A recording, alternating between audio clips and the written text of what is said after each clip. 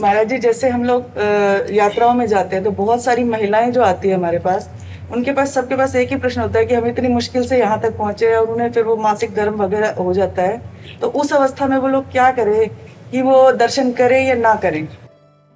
दर्शन करने का सौभाग्य तो नहीं छोड़ना चाहिए, क्योंकि मासिक धर्म एक शरीर की प्रक्रिया है जो प्रत्येक माताओं बहनों के शरीर में स्वाभाविक आती है, महीने में एक बार आती है।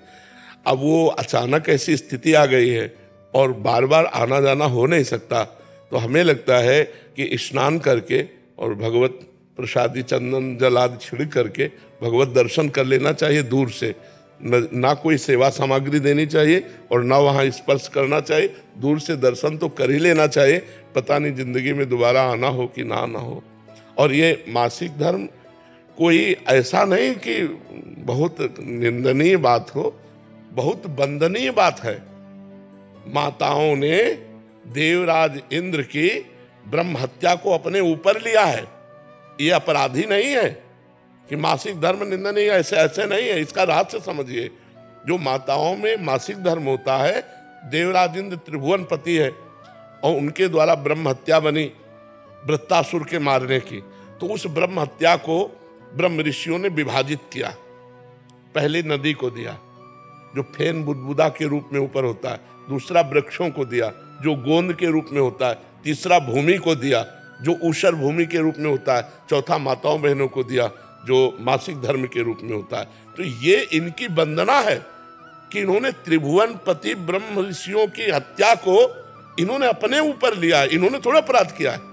अब उससे लाभ से वंचित कर दिया जाए इनको, तो ऐसा नहीं, ऐसा नहीं। वो स्नान आदि करके पवित्र होकर यदि दर्शन कर ले तो सौभाग्य, क्योंकि बार बार तो जाना नहीं है। जी बहुत मुश्किल। हाँ, नहीं, हम इस बात में स्वीकृति कि आप कुछ भेंट नहीं दे सकती, आप कुछ छू नहीं सकते, लेकिन दूर से दर्शन करके अपना जीवन सौभाग्य तो संभाल सकते हैं। क्योंकि इतनी मेहनत करके किसी भी धाम में सबके पास इतनी अर्थ बाहुल्यता नहीं होती। कोई कोई अर्थ की बहुत समस्या से जूझ करके जाता है, कोई शरीर की समस्या से जूझ के, कोई इतने कामों में फंसा हुआ है कि अब वो इस बात से केवल वंचित कर दिया जाए कि हाँ, तो इसलिए हमें लगता है कि उनको ये सौभाग्य मिलना चाहिए। महाराज जी, आप किसी का प्रश्न था महाराज जी, वो कह रहे थे कि प्रतिकूलता ही नाम जप को पचाती है, ऐसा आपने सत्संग में बोला था। वो कह रहे थे कि इसका क्या मतलब हुआ, क्या नाम जप का ना पचना कुछ समस्या लाता है? हाँ, अहंकार समस्या लाता है, अहंकार। और जब अपनी इतनी समस्याएं हैं तो राधा राधा राधा राधा, वो दूसरे की तरफ देख ही नहीं पा रहा है, वो अपनी समस्याओं में तो वो प्रतिकूलता बड़े बड़े भक्तों को दी गई। आप भक्तों के चरित्र पढ़ के देखो, जो जितना महान भक्त है उतनी बड़ी प्रतिकूलता भजन को पचाती है, प्रतिकूलता भजन को बढ़ाती है और प्रतिकूलता भजन में कर देती है। क्योंकि कोई अपना नहीं, कोई अनुकूलता कहाँ है। संसार में जो अनुकूलता ढूंढता है वो भजन कर ही नहीं सकता है, क्योंकि संसार का राग उसे घसीट रहा है। जीव संसार के राग के द्वारा अपना नाश कर लेता है। अगर वो नाम जप करे और भगवान के द्वारा दी हुई प्रतिकूलता को कृपा माने तो बहुत जल्दी उन्नति हो जाए, आध्यात्मिक उन्नति हो जाए। जी। विशाल जी, मध्य प्रदेश से। राधे राधे महाराज जी। राधे राधे महाराज जी, मैं हनुमान जी का दास हूँ। महाराज जी, मैं हनुमान जी की कृपा से श्री जी को अनन्य प्राप्त कर पाऊंगा? हाँ, बिल्कुल करते हैं। सियाजू ही प्रियाजू हैं, प्रियाजू ही सियाजू हैं और सियाजू के अनन्य भक्त हनुमान जी महाराज हैं। तो जब हनुमान जी कृपा करेंगे तो श्री जी के चरणों में प्रेम हो जाएगा। महाभागवत है जी। शिवानी गोयल जी। राधे राधे महाराज जी। महाराज जी, मृत्यु क्या है और क्यों डर लगता है इससे? मृत्यु एक भ्रम है, सत्य वस्तु नहीं है। अब हम आपको बताते हैं कैसे भ्रम है। पंचभूतों से रचित ये शरीर है। जब इसका अंतिम संस्कार होता है तो अग्नि तत्व अग्नि में मिल गया, जल तत्व जल में, वायु तत्व वायु में, पृथ्वी तत्व पृथ्वी में, आकाश तत्व आकाश में। 5 तत्वों से रचित शरीर है। वो अपने अपने तत्वों में मिल जाते हैं। इसमें मरा कौन? मरा नहीं ना, शरीर में मरा नहीं ना। और आत्मा विनाशी चैतन्य घन है, उसको कोई मार सकता नहीं। नैनम छिन्दन्ति शस्त्राणि, नैनम दहति पावकाः, न चैनम क्लेदयन्त्यापो न शोष्यति मारुता। अग्नेयास्त्र, वारुणास्त्र, वायवास्त्र, इनके द्वारा आत्मा का कहीं बाल बाका नहीं हो सकता। आत्मा अच्छेद्य है, अक्लेद्य है, अशोष्य है, अदाय है। तो मरा कौन? शरीर पंचभूत में मिल गए, आत्म तत्व अंतर ध्यान हो गया, मरा कोई नहीं। अब हम मरे। अब इसकी मरे की व्याख्या करते हैं। हमने इस शरीर को अपना मान लिया, मैं स्त्री मैं पुरुष, और इसमें नियत समय तक रहना है, 50 वर्ष, 70 वर्ष, 80 वर्ष, 100 वर्ष। इसके बाद हट जाना है इस शरीर से। इस शरीर से हट जाना मरण कहा जाता है, और दूसरे शरीर को प्राप्त करना जन्म कहा जाता है। लेकिन जन्म मरण का अस्तित्व नहीं है, भ्रम है। न मृत्यु है न जन्म है। और जब आप जन्म स्वीकार करते हैं तो मृत्यु भी स्वीकार करनी पड़ेगी। और जब न जन्म है न मृत्यु है, एक भ्रम चल रहा है, इसी भ्रम को मिटा दो। जासु कृपा सब भ्रम मिट जाई, गिरजा सोई कृपालु रघुराई। भगवान के चरणों का आश्रय लेकर भजन के बल से भ्रम मिटा दो, तो जो मैं तत्व है उसमें कभी किसी की दाल नहीं गल सकती, न काल की, न मृत्यु की, न अस्त्र की, न शस्त्र की। तो वो अपने स्वरूप में स्थित। शरीर का राग छूट गया, वो जीवन मुक्त हो गया, मृत्यु विजयी हो गया। मृत्यु ट्रांसफर है, मृत्यु का मतलब है ट्रांसफर। यही है अगला जन्म, और ये छोड़ना हुआ मृत्यु। मृत्यु और जन्म एक भ्रम है, अज्ञान जनित है। जब तक ये नष्ट नहीं होगा अज्ञान, तब तक ये क्रम परंपरा चलती रहेगी। जैसे स्वप्न में एक आदमी समुद्र में डूब रहा है, अब उसके बचाने का उपाय क्या है? वो जोर से चिल्ला पड़ा, मैं डूब रहा हूं, बचाओ। अब जितने जागने वाले हैं, अब क्या उपाय कर सकते हैं?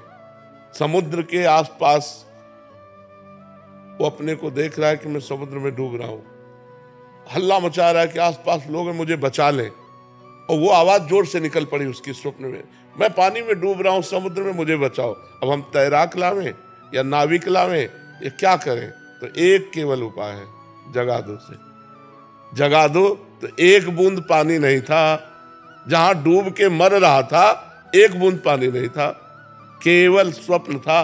नहीं तो मां कहूं मैं अनुभव अपना, सत हरि भजन जगत सब सपना। ये पहले रूप नहीं था, 60 वर्ष पहले ये रूप नहीं था। अब आगे पता नहीं कितने मिनट बाद ये रूप नहीं रहेगा, ये बीच में केवल भाषित हो रहा है, इसलिए स्वप्न है। अगर ज्ञान के द्वारा देखो तो जैसे आपकी गाड़ी आपके पैसे के अनुसार है, ऐसे ये गाड़ी है। खूब बढ़िया दान पुण्य भजन किए हो तो तेजस्वी स्वरूप और रुपया पैसा खान पान सब दुनिया का वैभव सब सुख एकत्रित है। गाड़ी है ये, तुम थोड़ी हो। आत्मा तो जैसे हमारी वैसी चींटी की, जैसे हमारी वैसी सुअर की, जैसे हमारी वैसी चराचर जीव की। आत्मा तो एक ही है। अनेक शरीर दिखाई दे रहे हैं, जैसे सूर्य एक है और घड़े करोड़ों रखे हों तो करोड़ सूर्य भासते हैं, है नहीं, सूर्य तो एक है। ऐसे ही परमात्मा जिसे आत्मा कहते हैं वो एक है, ये करोड़ों घड़े हैं। हम श्री जी के अंश है महाराज जी। हाँ बच्चा, या जैसे कि हम श्री जी के अंश है, तो हम क्या श्री जी? अभी तुम शरीर धरा से बोल रहे हो, इसलिए समझ नहीं पाओगे कि तुम अंश हो। तुम बात जो कर रहे हो वो सुनी हुई बात कर रहे हो, और शरीर धरा से बात कर रहे हो। अभी बात कर रहे हो ना शरीर धरा से, अभी तुम भगवत अंश में स्थित थोड़ी होके बात कर रहे हो। पहले भजन करो, भगवत अंश का अनुभव करो कि मैं हूं, तब आगे की बात समझ में आ जाएगी। नहीं तो चाहे जितना ज्ञान बघारो, सुन के यहाँ से निकल जाएगा, कुछ पल्ले नहीं पड़ेगा। नाम जप करो, खूब माता पिता के चरण छुओ, बड़े बुजुर्गों की सेवा करो, खूब पढ़ाई करो, अच्छे से धन कमा करके परिवार की सेवा करो, बुद्धि शुद्ध हो जाएगी, आगे की बात समझ में आ जाएगी। बाप पंडित होता है तो बेटा भी पंडित ही होता है। तो ईश्वर अंश जीव अविनाशी, चेतन अमल सहज सुख राशि। पर अपने को भूल चुके हो बच्चा, जब तक जानोगे नहीं, और वो जानना बिना साधना के नहीं हो सकता। ये कोई बातों से थोड़ी जाना जा सकता है, उसके लिए साधना करनी पड़ेगी।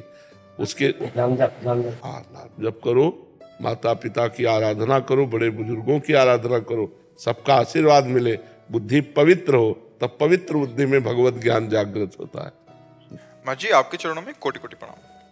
महाराज जी 7 महीने पहले मेरे पति मृत्यु हो गई। उसी दिन प्रातःकाल मेरे को सोच आई थी कि उनका ऐसा हो जाएगा, और मैंने आक्रोश वक्त कुछ शब्द बोल दिए। महाराज जी क्या मेरे ऐसे शब्दों को बोलने और ऐसी सोच से इतनी सिद्ध थोड़ी होगी तो कि तुम जो सोचोगी वही हो। जो होना था वो सोच आ गई आपके अंदर, क्योंकि आपका शरीर संबंध है ना। कभी कभी हम सोचते हैं और घटना घट जाती, तो जो घटना घटनी होती वो सोच आ जाती। ऐसा नहीं कि आपने सोचा वो घटना घट गई, वो घटना घटनी थी इसलिए हमारी ऐसी सोच आ गई। वो तो सिद्ध पुरुषों में होता है, तो वो अलग बात होती है। आपके तो पति हैं, कुछ कटु वचन निकल जाना या कोई कटु भावना हो जाना, तो आप इतनी सिद्ध थोड़ी कि आपकी भावना सिद्ध हो जाएगी। वो जो होना था वो आपके मुख से निकल गया, जो होना था वो आपकी भावना में आ गया। ऐसा समझ रही ना? हाँ, तो इसमें कोई अंदर शोक नहीं करना कि हमने अपने पति का हित कर दिया, वो होना ही था। क्या हमारे आपके सोचने से किसी की मृत्यु हो जाएगी क्या? जो विधना ने लिख दिया, छठी राव के अंक, राई घटे न तिल बढ़े, रहुरे जीव निशंक। जितनी आयु लिख दी उतने ही रहेगा। आप खूब रो रो के मनाइए कि आप कभी ना मरिए, तो क्या बच जाएगा क्या? जिस समय मरना है उसी समय उसे मरना है। महाराज जी ये क्या मेरे किसी पूर्व जन्म या इस जन्म के कर्मों का भोग है जो मैं भोग रही हूँ? नहीं, मतलब ऐसा हो गया, पतिदेव चले गए और विधव्य जीवन, तो ये पूर्व का ही महाराज जी फलस्वरूप है। हमारे द्वारा कोई पूर्व में ऐसा पाप हुआ जिसका फल हमें वैधव्य मिला।